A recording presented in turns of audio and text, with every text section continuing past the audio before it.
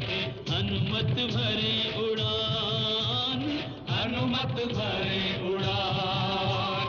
महाबली कपि महातेजमय अद्भुत क्षमतावान, हनुमत भरे उड़ान। जय हनुमान ज्ञान गुण सागर, जय कपीश तिहु लोक उजागर। रामदूत अतुलित बल धामा, अंजनी पुत्र पवन सुत नामा। राम काज करिबे को आतुर, चल दिय चतुर सुजान, हनुमत भरे उड़ान।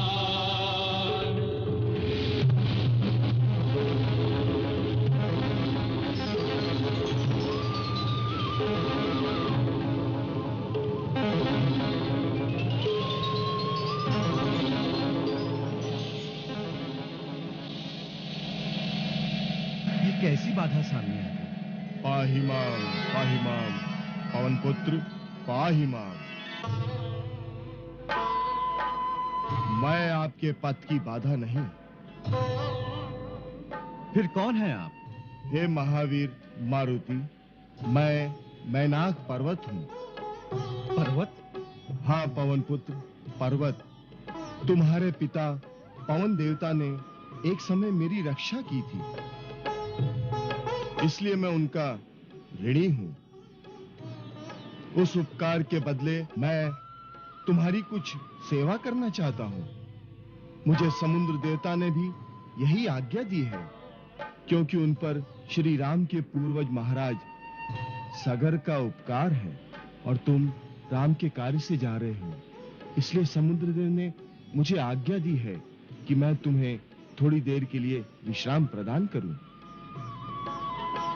सो हे अंजने, तुम मेरे शिखर पर कुछ विश्राम कर लो, इसलिए मैं समुद्र के गर्भ से प्रकट हुआ हूं।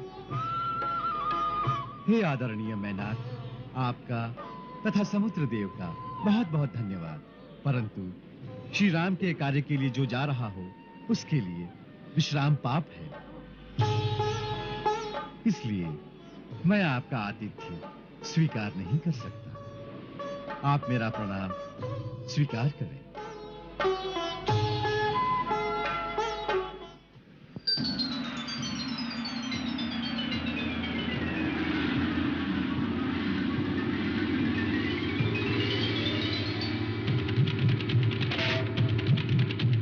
नहीं विश्राम नींद नहीं भोजन, करना पार 4 शत योजन। तुमसे है कपि धर्म प्रतिष्ठा, उपमाहीन तुम्हारी निष्ठा। 3 लोक में राम भक्त कोई नहीं हनुमंत समान, हनुमत भरे उड़ान।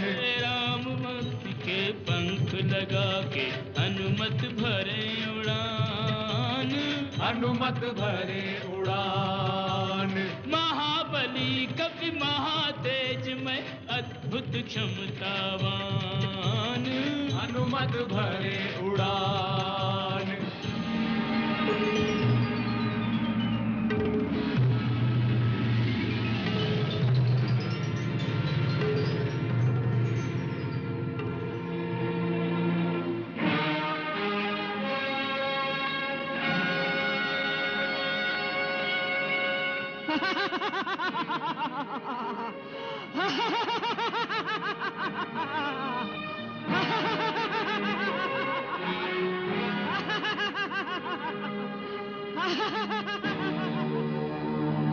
मेरा रास्ता रोकने वाली तुम कौन हो? मैं सुरसा हूँ। क्या चाहती? भोजन। आज देवताओं ने तुम्हें मेरा आहार बनाकर भेजा है। मैं तुम्हें खाकर तृप्त होना चाहती हूँ। परंतु मैं तुम्हारा आहार नहीं हूँ। अपने स्वामी प्रभु श्री राम के कार्य से जा रहा हूँ। तुम्हारा मुझ पर कोई अधिकार नहीं है। है, मेरा पूर्ण अधिकार है, क्योंकि मैं भूखी हूँ। जो भूखा हो उसका अधिकार सर्वप्रथम माना गया है। यही धर्म है। इसलिए यदि तुमने मेरी भूख ना मिटाई तो वो धर्म विरुद्ध होगा। हाँ, यदि तू चाहे तो अपनी जगह किसी और जीव को मेरा आहार बना दे, जैसा महाराज शिवी ने किया था। इस प्रकार भूखे को भोजन देने का धर्म भी निभ जाएगा और तुम्हारे प्राण भी बच जाएंगे। परंतु माता, अपनी जान बचाने के लिए किसी दूसरे के प्राण लेना धर्म नहीं, पाप है। इससे तो यही अच्छा है कि मैं आपका आहार बन जाऊं। कितनी धर्मयुक्त बात की है तूने। अब आजा मेरे मुंह में। परंतु माता, इस समय मेरा प्रथम धर्म है अपने स्वामी प्रभु श्री राम का कार्य करना। इसलिए पहले लंका जाकर सीता माता की खोज करूंगा। उन्हें ढूंढकर श्री राम प्रभु का संदेश उन्हें पहुंचाऊंगा। फिर सीता माता का समाचार श्री राम प्रभु तक पहुंचाऊंगा। इतना कार्य संपन्न होने के पश्चात मैं स्वयं तुम्हारा आहार बनने के लिए यहां पहुंच जाऊंगा। इस बात का मैं तुम्हें वचन देता हूं। इसलिए माता, इस समय मुझे जाने दे, विलंब न कर, मेरा मार्ग छोड़ दे। मैं तेरे इन झूठे वचनों में नहीं आने वाली। मुझे ब्रह्मा का वरदान है कि जिस मार्ग में मैं खड़ी रहूं, वहां कोई भी मुझे लांघकर आगे नहीं जा सकता। इसलिए तुझे मेरे मुंह के अंदर आना ही पड़ेगा। वहां से अगर निकल के जा सकोगे तो देखा जाएगा।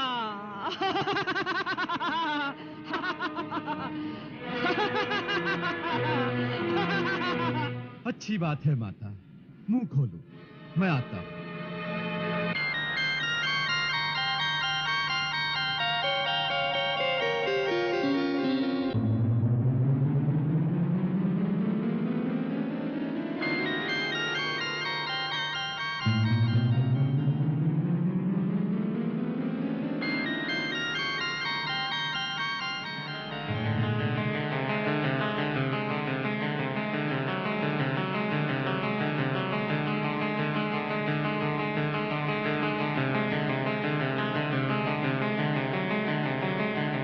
लो माता, मैंने ब्रह्मा का वरदान झूठा नहीं होने दिया। तुम्हारे मुंह के अंदर से होकर निकल आया हूं। तुम्हारा शत शत कल्याण हो पुत्र। मैं वास्तव में नाग माता हूँ। मुझे देवताओं ने तुम्हारे पराक्रम और विवेक की परीक्षा लेने के लिए ही भेजा था। सो तुम उस परीक्षा में उत्तीर्ण हुए। जाओ वत्स, तुम्हारे सारे कार्य सिद्ध होंगे।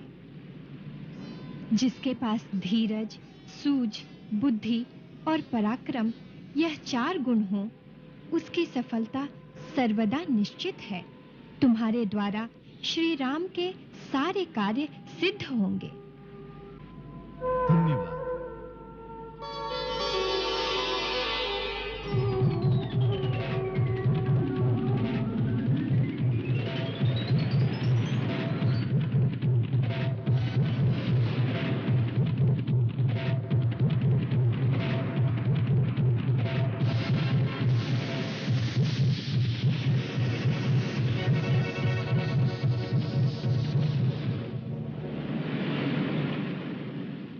ऐसी राक्षसी सिंहिका छाया पकने खा, उड़ते की छाया धरे, उड़ता हुआ रुक जा।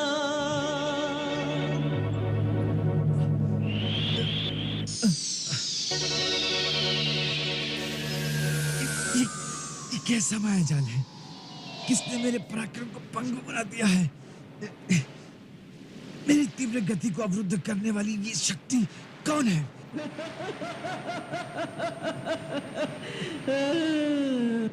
देखा हूँ,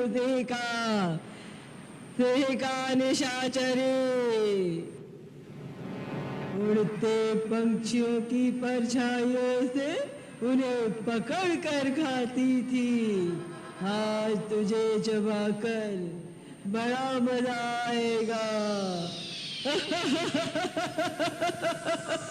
आज तुझे पेट भर के खाऊंगी और मौज उड़ाऊंगी।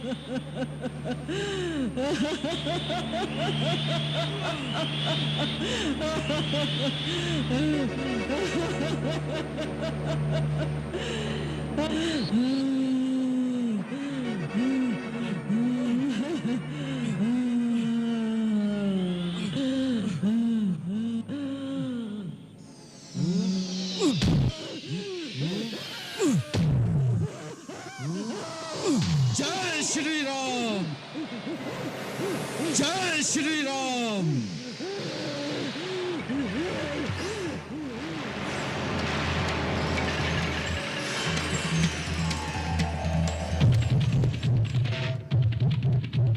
जिस पे श्री रघुवर की छाया, कोई उसको रोक न पाया, कोई उसको रोक न पाया।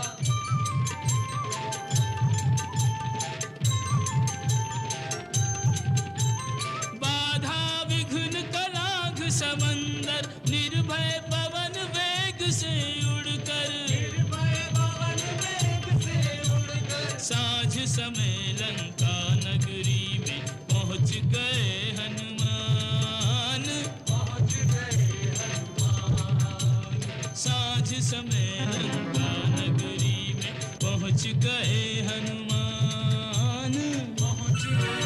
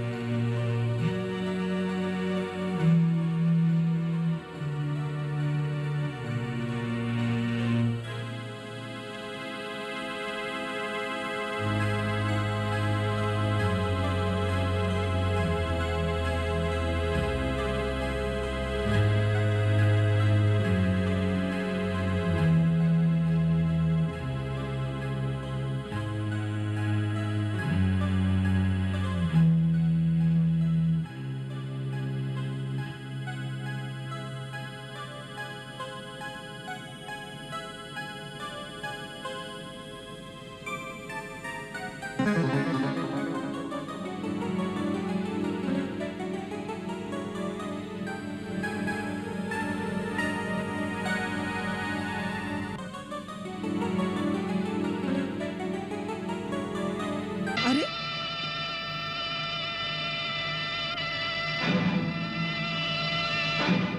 कौन है तू जो इस प्रकार बिना पूछे लंका नगरी में घुसा चला जा रहा है? पहले तू बता कि तू कौन है। अरे मच्छर, मैं स्वयं लंका नगरी हूँ, लंका की नगर देवी, इसीलिए लंकिनी नाम है मेरा। लंका की रक्षा करना ही काम है मेरा। तू बोल, मेरी आंखों में धूल झोंक कर इस प्रकार अभेद्य नगरी में घुसने के पीछे क्या भेद है? इस अद्भुत माया नगरी को देखने की लालसा ले आई है। बस तनिक इस पुरी की सैर करके थोड़ी देर में लौट आऊंगा। मैं जाऊं? जाओ, परंतु लंका नगरी में नहीं, सीधे यमपुरी की सैर करने के लिए जाओ। मैं तुम्हें वहीं भेजती हूँ।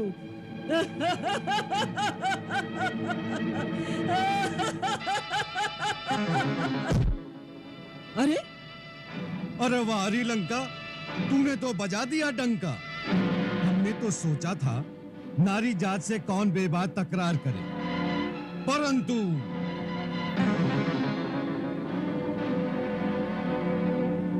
परंतु परंतु मुष्टि का परंतु। जय श्री राम।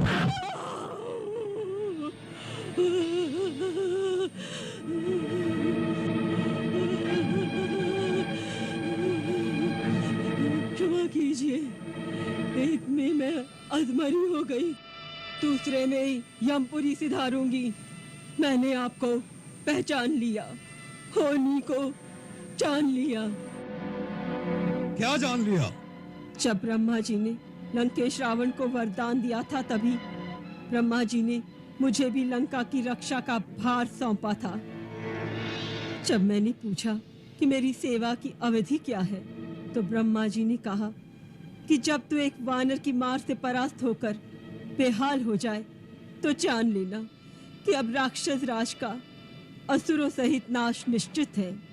लंका के विनाश का समय आ गया है। ब्रह्मा की भविष्यवाणी सत्य होती दिखती है। इस विधि के लेख को कोई मिटा नहीं सकेगा।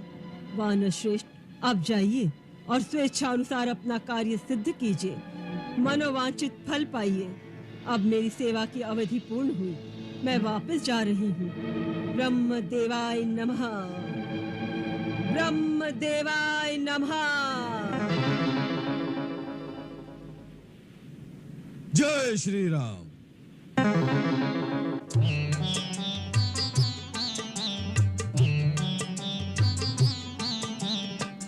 अति लघु रूप धरेउ हनुमान, बैठा नगर सुमिरे भगवान।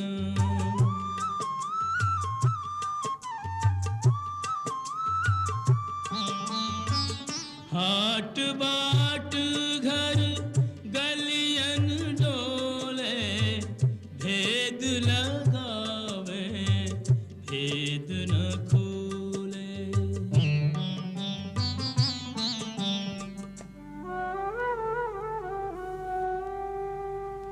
कपटी छली दुरात्मा, लंका को यह भूप। मानहु सोए दंभ मद, धरि रावण को रूप।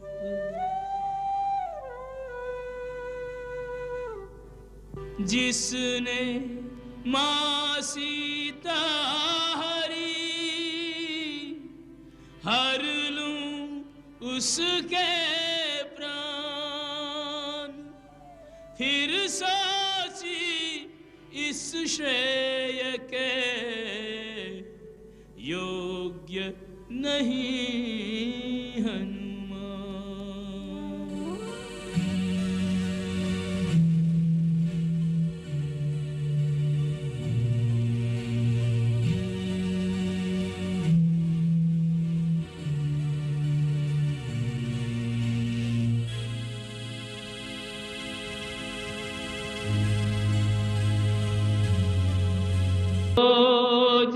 खोजत सिय को, कपि पहुँचे उस धाम। शंख चक्र तुलसी जहाँ, निश्चय उस घर राम।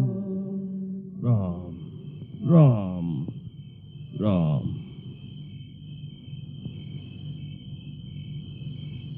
हे राम, जय श्री राम।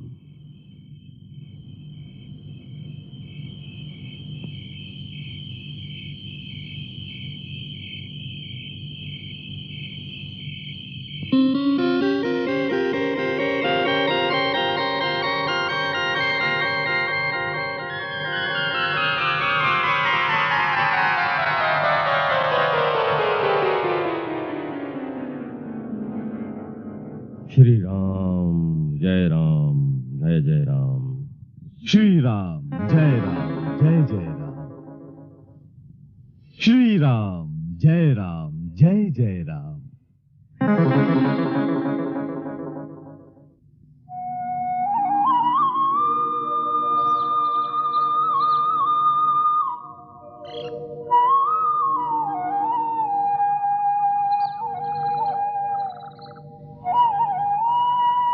जय राम जी की। जय श्री राम। आप हे देव, आप कौन हैं? लंका में श्री राम की जय बोलने का साहस करने वाले आप कौन हैं? और इस महल में कैसे आए? आकाश मार्ग से जा रहा था। इस आंगन में तुलसी का चौरा देखकर प्राचीर में शंख तथा चक्र का चिन्ह देखकर समझ गया कि ये किसी नारायण भक्त का घर है। इसी कौतूहलवश आपके दर्शनों के लिए रुक गया। और अब रहा श्री राम की जयकार का प्रश्न। सो भगवान, यही प्रश्न मैं आपसे पूछना चाहता हूं। मैं तो बाहर से आया हूं, कुछ भी कह सकता हूं, परंतु आप तो लंका के निवासी होकर भी श्री राम की जय बोलने का साहस कर सकते हैं। ऐसे साहसी वीर आप कौन हैं? क्या आप राक्षस कुल के नहीं हैं? मैं राक्षस कुल का ही हूं, परंतु श्री राम का भक्त हूं। क्या राक्षस जाति को श्री राम प्रभु की भक्ति का अधिकार नहीं है? उनकी भक्ति का अधिकार तो प्राणी मात्र को है। प्रभु अपने भक्तों में ऊंच नीच जाति पाति का भेद नहीं रखते। उनके निकट तो देव, दानव, मानव, यहां तक कि पशु पक्षियों में भी कोई भेद नहीं है। उनकी भक्ति सबके लिए सुलभ है। मुझे तो केवल इतना ही कौतूहल है कि राक्षस जाति में ऐसा कौन सा वीर है जो श्री राम प्रभु का भक्त है और लंका में रहने का साहस रखता है। इसीलिए आपका परिचय जानना चाहता हूं। मैं महर्षि विश्रवा का पुत्र और महाराज रावण का छोटा भाई विभीषण हूं। जहां तक लंका में रहने का प्रश्न है, तो हे महात्मा, मैं उसी प्रकार यहां रहता हूं जैसे दांतों के बीच जिह्वा रहती है। किंतु इस दुखदायी अवस्था में भी एक ही आशा है कि एक दिन मुझे श्री राम के दर्शन होंगे और वो मेरा उद्धार करेंगे।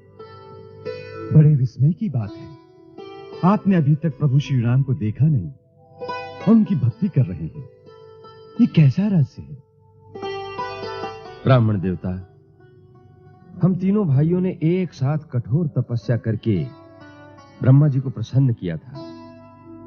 जब ब्रह्मा जी ने वरदान मांगने को कहा, तो बड़े भाइयों ने शक्तियां मांगी और मैंने केवल श्री नारायण की अनन्य भक्ति और उनके दर्शनों का वर मांगा। तब ब्रह्मा जी ने कहा कि जब श्री नारायण राम रूप में अवतार लेकर लंका आएंगे, तब तुम्हें उनके दर्शन होंगे। तब से मैं उनकी प्रतीक्षा में राम नाम का जाप कर रहा हूं। धन्य है आप और धन्य है आपकी भक्ति। अब आप अपना परिचय दीजिए कि आप कौन हैं? आपने अभी कहा कि आप बाहर से आए हैं। आप कोई हरिभक्त हैं, कोई देवता हैं, अथवा स्वयं श्री राम हैं जो मुझे अपने दिव्य दर्शन देने यहां आए हैं। राम राम राम, आपने मुझे कहां पहुंचा दिया राजन। मैं तो एक अधम से अधम व्यक्ति हूं, एक ऐसे कुल का हूं जिसका प्रातः नाम लेना भी अशुभ माना जाता है। मेरा ये छद्मवेश है। मेरा असली रूप वानर का है। मेरा नाम हनुमान है। प्रभु श्री राम की उदारता देखो।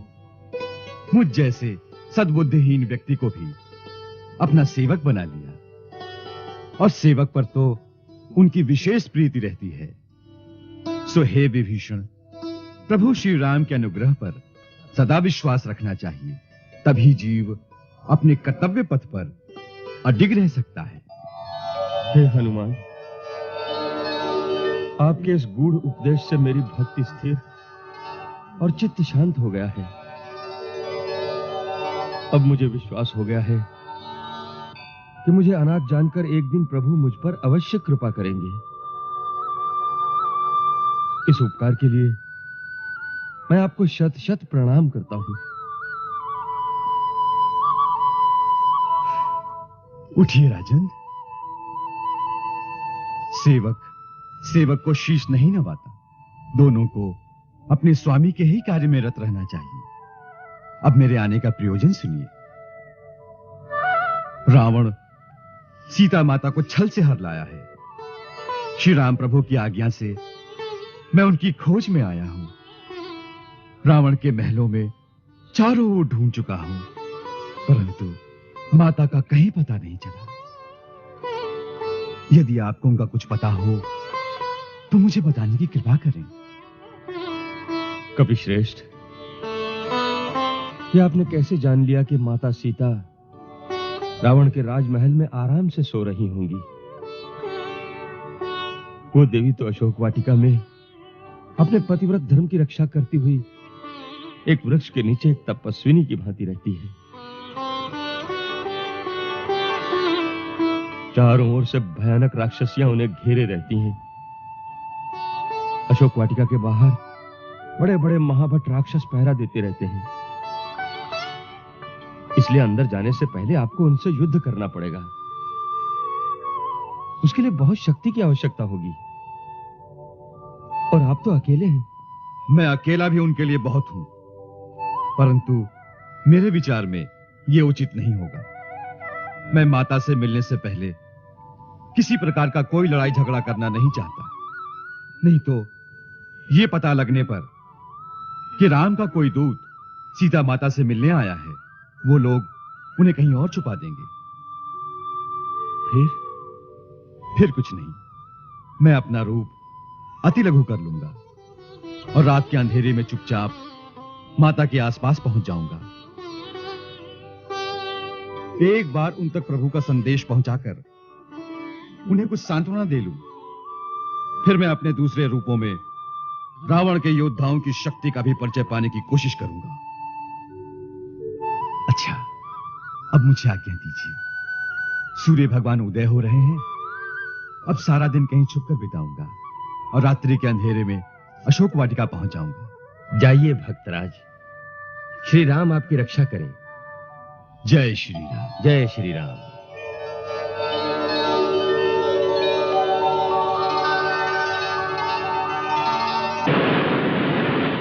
हनुमान जी लंका तो पहुंच गए होंगे, कोई बाधा तो रास्ते में नहीं आई होगी ना? जो भक्ति, श्रद्धा और दृढ़ निष्ठा से अपने कर्तव्य पथ पर अग्रसर होते हैं, उनके मार्ग में यदि कोई बाधा आ भी जाए तो वो अधिक समय तक नहीं टिक सकती। हनुमान वीर भी हैं और भक्त भी हैं। वो अवश्य सफल मनोरथ होकर आएंगे। न जाने अभी तक उन्हें सीता जी के दर्शन हुए होंगे कि नहीं। यदि देवी सीता लंका में हैं, तब तो किसी युक्ति से हनुमान उन तक पहुंच ही जाएंगे, ऐसा मेरा विश्वास है। सूर्य छुपो चंदा